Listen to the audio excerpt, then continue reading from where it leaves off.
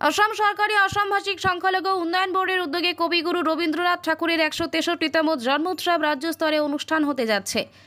এই উপলক্ষে আসামের অন্যান্য জেলার সঙ্গে করিমগঞ্জ জেলায়ও রবীন্দ্র নৃত্য একক ও রবীন্দ্রসঙ্গীত একক প্রতিযোগিতায় বাছাই পর্ব অনুষ্ঠিত হবে। আগামী ৯ জুন রবিবার করিমগঞ্জ সরস্বতী বিদ্যানিকেতন অনুষ্ঠিত হবে। একই দিনে সকাল ৮টা থেকে ১১টা পর্যন্ত প্রতিযোগীদের আবেদনপত্র জমা দেওয়া হবে।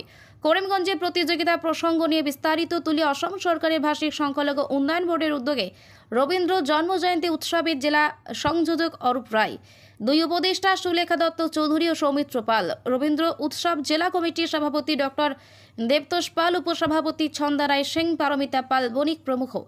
এর আগে জেলা শাসকের সভাকক্ষে আয়োজিত এক সভায় ৯ জুনের প্রতিযোগিতা নিয়ে বিস্তারিত আলোচনা হয়। আলোচনা অংশ নেন কমিটির সম্পাদিকা গোপা সেন, রঞ্জিত দেব, ভানু, মৃত্যুঞ্জয় চক্রবর্তী, পরিমল কর্মকার, নিরুপম শর্মা চৌধুরী, ডক্টর অর্পিতা দাস, শ্রাবণী পাল, পার্থ দাস, রোমা পাল, মৌমি পাল, দেবজ্যোতি দাস, শুভকর মালাকার, মৌমিতা পাল, শুভ দাস। আসাম ভাষিক সংখ্যালঘু উন্নয়ন পর্ষদের তরফ থেকে এই অনুষ্ঠানের আয়োজন করা হয়েছিল এবং আমরা এতে অভূতপূর্ব সাড়া পেয়েছি।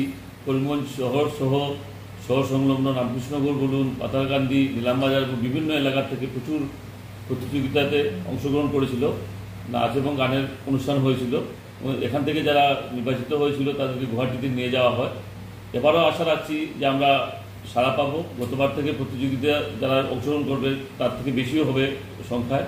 সেজন্য অভিভাবক এবং বাকি সর্বস্তরের জনগণের কাছে অনুরোধ যে আপনারা সবাই মিলে সহযোগিতার হাত বাড়িয়ে দিন।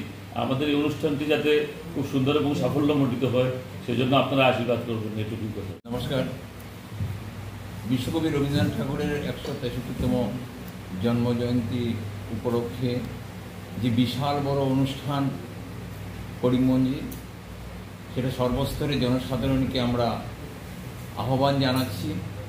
আমাদের এই অনুষ্ঠান রবীন্দ্র নৃত্য এবং রবীন্দ্রসঙ্গীত, যারা যারা শিল্পীরা এখানে উপস্থিত হবেন তাদেরকে আমরা সম্পূর্ণভাবে সহযোগিতা করার আমরা আশ্বাস দিচ্ছি। তাদের যাতে কোনো রকম অসুবিধা না হয়, আমরা চাইব অনুষ্ঠান সর্বাঙ্গ সুন্দর হয়ে উঠুক। এই আয়োজনে আমরা সবাই সামিল হতে পেরেছি, এজন্য আমরা নিজেরা কৃতজ্ঞ বোধ করছি। আর যাকে নিয়ে এই আয়োজন, তিনি একজন বিশ্ববন্দিত কবি, বিশেষ করে আমাদের বাঙালির গর্ব। তাই আমাদের প্রত্যেকেরই অতিরিক্ত দায়িত্ব নিয়ে এই কাজটা সম্পাদন করতে হবে। আর আমি এজন্য গোটা করিমগঞ্জ জেলার সর্বস্তরের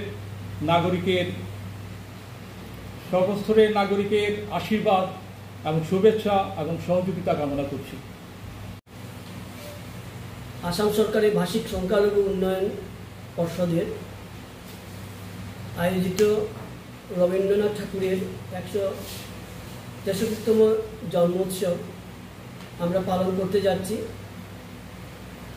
প্রতিযোগিতামূলক অনুষ্ঠান শুরু হবে করিমগঞ্জে ৯ জুন এবং ২১, ২২, ২৩ গুয়াহাটিতে